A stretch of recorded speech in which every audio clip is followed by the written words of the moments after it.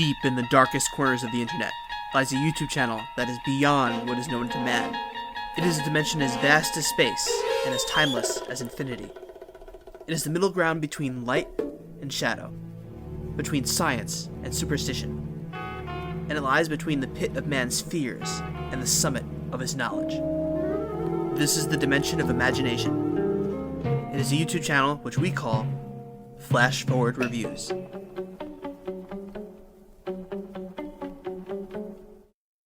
Shocker was released in 1989 and was directed by Wes Craven. It stars Peter Berg and Michael Murray and is about a serial killer and a college football star who get some sort of weird connection to each other where the football star could see wherever the serial killer is. So I know that's not the best plot description, but there's some stuff that happens kind of after that, and I really don't want to spoil that much about it. But you could probably guess from the cover of the movie. But, you know, I'll let you experience that by itself. You know, I won't tell you beforehand, but this movie, it feels like a Wes Craven movie. Don't get me wrong, it feels like one. But man, it's just not good. It's just not a good movie. I mean, I had so much fun watching it. I think it is like that perfect funny bad movie, but man, there was just some really bad sequences in this movie. So I do want to say beforehand that the acting in this movie isn't terrible. I think that Peter Berg does a good job as Jonathan. I really like him. I think that Mitch, I think his name is Mitch Piregli? Pagelli? I don't know. Something like that, who's portraying Horace Pinker, the serial killer. I think he does a fun job. He makes his kind of character very, I don't want to say silly because he's a serial killer, but in a similar vein like that. And I really like the choices of that. It adds a lot to the humor of the movie. He has a very, very funny line in a police station. I don't want to spoil anything around it. But there's just so many scenes in this movie that's just like, how did we get here? What just happened?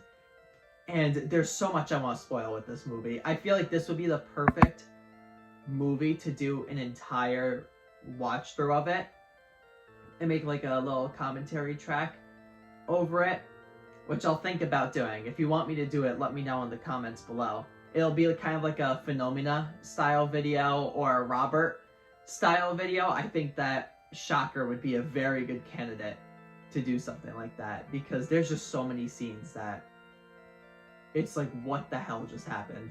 But it's amazing and it's so much fun.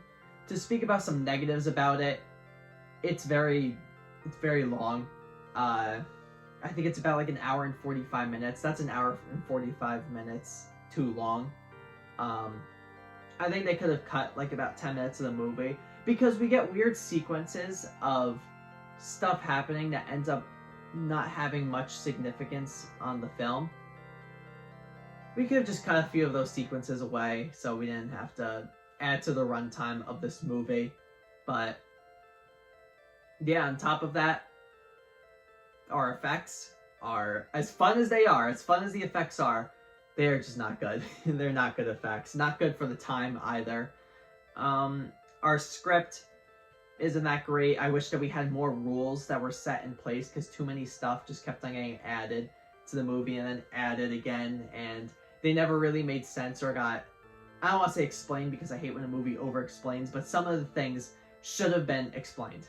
So yeah, to kind of sum everything up, this is a funny movie, not always intentionally, but I think you'll have a fun time with it. If you watch it with friends, I think you'll have fun with it. And there's one specific scene that is my absolute favorite scene in this whole movie, and it's right about the end of the first act into the second act.